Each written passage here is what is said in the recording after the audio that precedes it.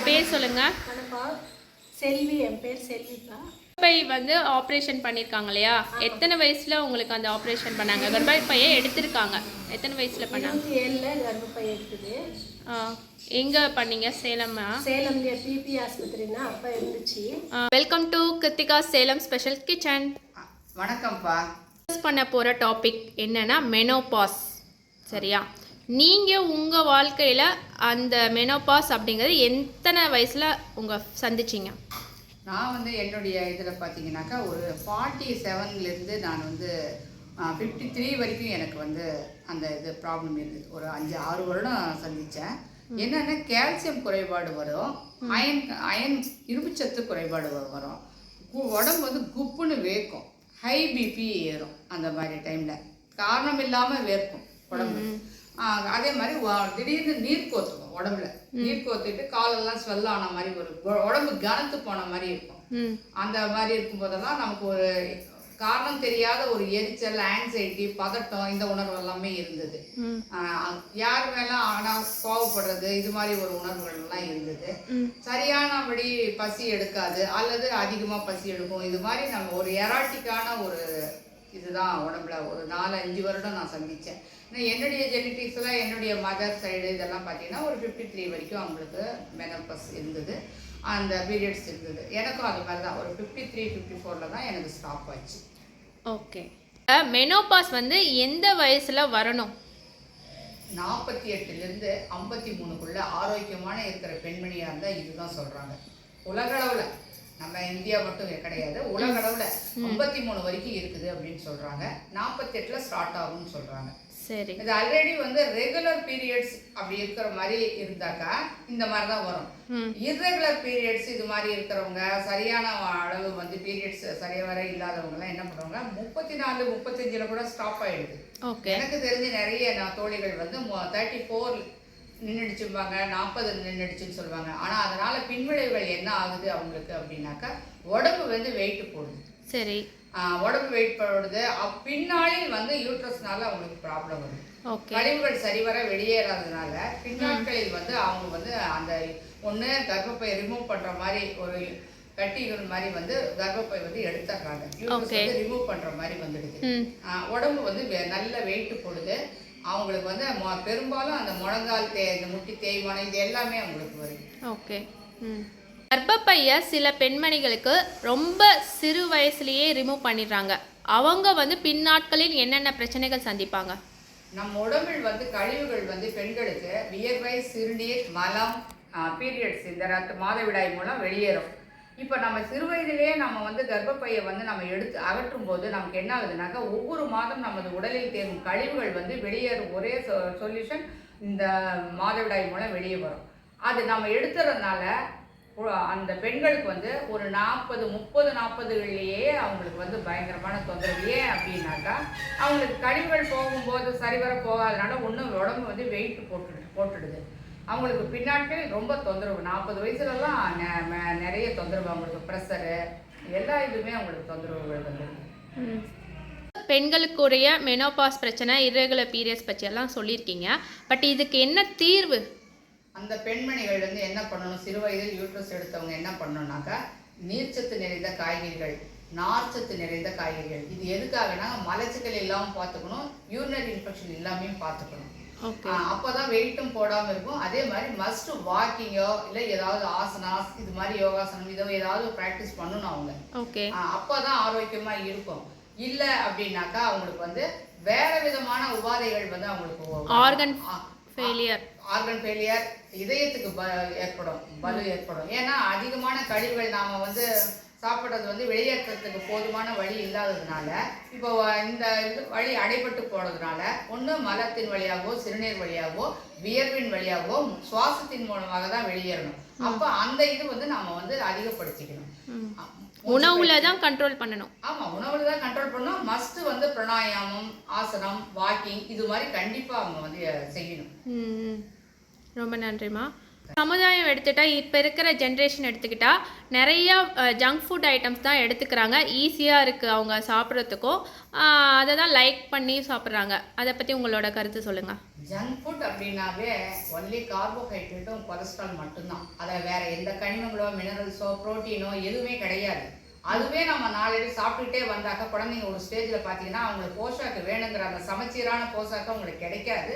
அவங்க ஒபிசிட்டி தான் வந்து ஒரு ஸ்டேஜில் பார்த்தீங்கன்னாக்கா அவங்க உடம்புக்கு தேவையான அந்த கனிமங்கள் மினரல்ஸ் எதுவுமே கிடைக்காம அவங்களுக்கு வந்து உடம்பு வந்து பெருத்து தான் போகுமே ஒழிய ஒபிசிட்டி ஆகி அந்த குழந்தைங்களுக்கு எந்த ஒரு இதுவுமே ஈடுபாடு இல்லாமல் தன் உடம்பே சுமையாக தான் அவங்களுக்கு இருக்கும் குழந்தைங்களுக்கு. நம்ம தான் அதை வந்து அவாய்ட் பண்ணி அவங்களுக்கு வேணுங்கிறது நல்ல ஒரு சக்தி மிகுந்த நல்ல காய்கறிகள் பழங்கள் கீரைகள் இதெல்லாமே நம்ம கொடுத்து வளர்த்தாதான் அந்த குழந்தைங்க வந்து பீரியட்ஸ் ஆகும்போதும் சரி பின்னாளில் அவங்க வந்து இஷ்யூஸ் பெற்றுக்கிறதும் சரி ஆரோக்கியமான முறையில் நமக்கு கிடைக்கும். இது மாதிரி ஜங்க் ஃபுட் சாப்பிட்டுக்கிட்டே வந்தாக்கா அதில் ஒன்றுமே இல்லை. நமக்கு வந்து உடம்புக்கு என்னென்ன வேணும்னாக்கா கொலஸ்ட்ரால் கார்போஹைட்ரேட் புரோட்டீன் விட்டமின்ஸ் எல்லாமே நமக்கு தேவை. மினரல்ஸு நார்ச்சத்து நிறைந்தது எல்லாமே ஃபைபர் எல்லாமே வேணும். அது இல்லாமல் நமக்கு அந்த பாஸ்பரஸ் மெக்னீசியம் கால்சியம் ஜிங்க் எல்லாமே நம்ம ஜிங்க் எல்லாமே வேணும். ஒன்லி நம்ம இந்த ஜங்க் ஃபுட்ல இருக்கிற ஒண்ணே இந்த கொலஸ்ட்ராலும் கார்போஹைட்ரேட் மட்டும் தான் இருக்கு. அது எப்படி போதுமானதாக இருக்கும்? அது பேட் கொலஸ்ட்ரால். அது ஆமா பேட் கொலஸ்ட்ரால் தான் கன்வெர்ட் ஆகி உடம்பு வந்து ஒபிசிட்டி வரும். குழந்தை இப்போ சீக்கிரமாக ஏஜ் அட்டன் பண்ணிடுறாங்க சரிங்களா. முன்னாடியெல்லாம் வந்து 15 14 அந்த வயசில் தான் ஏஜ் அட்டன் பண்ணுவாங்க சொல்லுவாங்க. ஆனால் இப்போ தற்போது சூழ்நிலை பார்த்தா 10 வயசுலேயே கூட ஏஜ் அட்டன் 9 வயசுலேயே பண்ணுறாங்க. இது என்ன கண்ணோட்டத்தில் நீங்கள் பார்க்குறீங்க? இப்போ அந்த காலத்துலலாம் வந்து நாங்கள்லாம் இருந்தப்போ 15 வயசு 16 வயசு அப்படி தான் ஏஜ் அட்டன் பண்ணுவோம். இப்போ பார்த்தீங்கன்னாக்கா எல்லாம் அதுக்கப்புறம் ஒரு நெக்ஸ்ட் ஜென்ரேஷன் வந்து ஒரு 13 இருந்தது. இப்போ பார்த்தீங்கன்னா 9 10 அந்த குழந்தைங்களை முதல்ல அந்த ஹைஜீனிக்காக இது பண்ணக்கூட கேர் பண்ணக்கூட அதுக்கு தெரியாத வயசில் வந்து ஏஜ் அட்டன் பண்ணும்போது ஒரு சிரமம் ஒன்று. இன்னொன்று பார்த்தீங்கன்னாக்கா இந்த மாதிரி எர்லியராக நம்ம ஏஜ் அட்டன் பண்ணும்போது ஏஜ் பொதுவாக வந்து 400 முட்டை அப்படின்னு சொல்கிறாங்க அந்த எக்கு வந்து ரிலீவ் ஆகி வர்றதே. இப்போ பார்த்தீங்கன்னா எர்லியராக வரும்போது அந்த குழந்தைங்களும் பார்த்தீங்கன்னா இப்போல்லாம் பார்த்தீங்கன்னா 30 வயசு அப்படிங்கிற மாதிரி 25 30க்கு மேலே தான் கல்யாணமே பண்ணுறாங்க. அப்போ ரொம்ப எர்லியராக வந்து மெனோபாஸும் அவங்க ரீச் ஆகிடுவாங்க. இது வந்து ரொம்ப ஆபத்தான விஷயம்தான். இந்த விஷயம் எல்லாமே எப்பயுமே பழைய மாதிரி ஒரு 15 அப்படிங்கும்போது அது அவங்க 25ல் கல்யாணம் பண்ணும்போது கூட வந்து ஒரு 45 50க்குள்ள அப்படிங்கிற மாதிரி வரும். இப்போ ரொம்ப ஏர்லியராகவே ஒரு 30 40லேயே நம்ம பீரியட்ஸ் நின்னாக்கா அந்த எப்படி அவங்கெல்லாம் குழந்தை பெற்றுக்குவாங்க? இந்த மாதிரி நிலைமையெல்லாம் தொடர்ந்தாக்கா இதெல்லாம் நினைக்கும் போது ஒரு ஆபத்தாக தான் இருக்குது. ரொம்ப அச்சமாக தான் இருக்குது. எப்படி நெக்ஸ்ட் ஜென்ரேஷன் உருவாகும் அப்படிங்கிறதே ஒன்றும் தெரியல. அது இல்லாமல் ஆரோக்கியம் இல்லாத உணவு சாப்பிட்டுக்கிட்டே வந்தாக்கா ஜென்ரேஷன் உருவாகிறதே ரொம்ப கஷ்டமாக போயிடும்ல. இப்போ நம்ம அந்த குழந்தைங்களுக்கு தேவையான அந்த நார்ச்சத்து நீர்ச்சத்து நிறைந்த காய்கறிகளும் கீரைகள் எல்லா வகை அதுவும் மெயினாக வந்து அகத்திக்கீரை முருங்கைக்கீரையெல்லாம் கண்டிப்பாக நம்ம சேர்த்து குழந்தைங்களுக்கு கொடுக்கணும். அப்புறம் பார்த்தீங்கன்னா இந்த பிராய்லர் சிக்கன் நிறைய சாப்பிட்டுட்டு இருக்கனால அதுவுமே ஈஸியாக சீக்கிரத்தில் ஏஜ் அட்டன் பண்ணுறதுக்கு ஒரு ரீசன் அப்படின்னு தான் சொல்கிறாங்க. பெண்களுக்கு சரியான கல்யாணம் பண்ணக்கூடிய தருணம் எப்போ?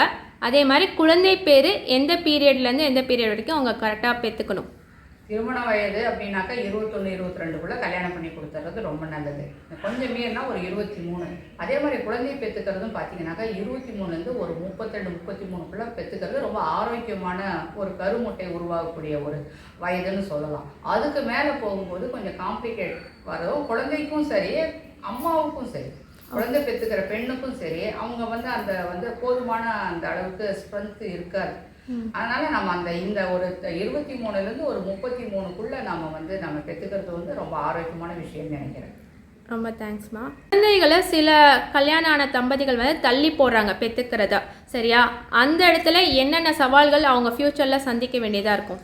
குழந்தைகள் வந்து ஓடும்போது நம்ம ஓட முடியாது முதல்ல குழந்தைகள். ஏன்னா அந்த அளவு வந்து நமக்கும் எனர்ஜி வந்து குறைஞ்சிக்கிட்டே தான் வரும். வயது ஆக ஆக குழந்தைகளுடைய போக்குக்கு அவங்க ஓட்டம் ஆட்டம் இதுக்கெல்லாம் நம்மளால் வந்து உடல் ஒத்துழைக்காது.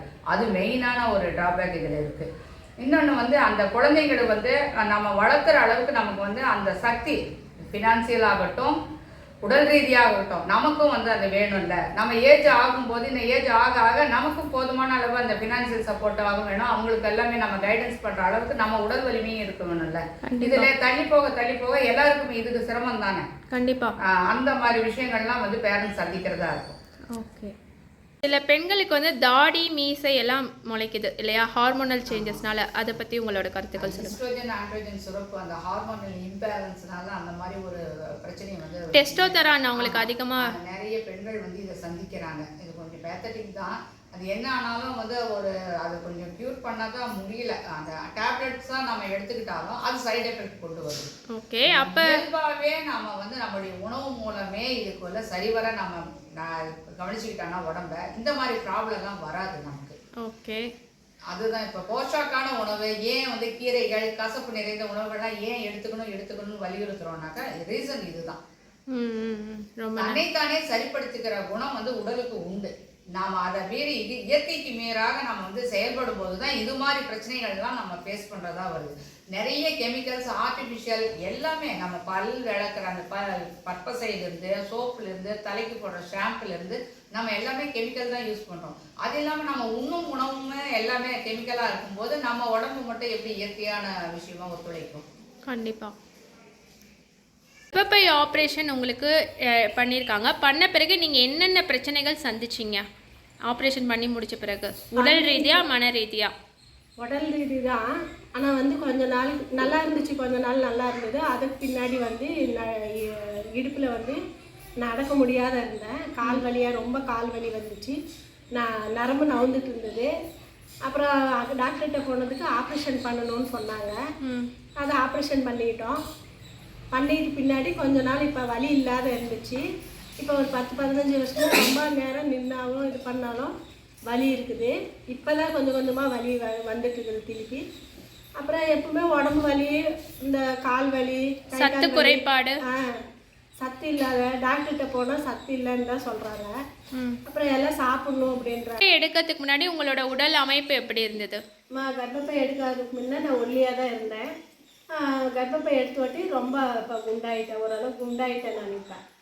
இப்போ நீங்கள் என்ன மாற்றம் கொண்டு வந்திருக்கீங்க உங்கள் வீட்டில்? நான் வந்து அடிக்கடி ராகி சேர்த்துக்கிறேன், கம்பு இதெல்லாம் சேர்த்து. இதை என்ன ஃபார்மேட்டில் சேர்த்திக்கீங்க? ராகி என்ன மாதிரி கிண்டிக்குவா, ரொட்டி தட்டுவேன், கூழும் காய்ச்சி குடிப்பேன். ஒரு சமயத்தில் இதாக இருக்குதுன்னா கூழும் காய்ச்சி வெல்லம் போட்டு குடிப்பேன், தேங்காய் துருவி போட்டு இந்த மாதிரி எல்லாம் குடிப்பேன்.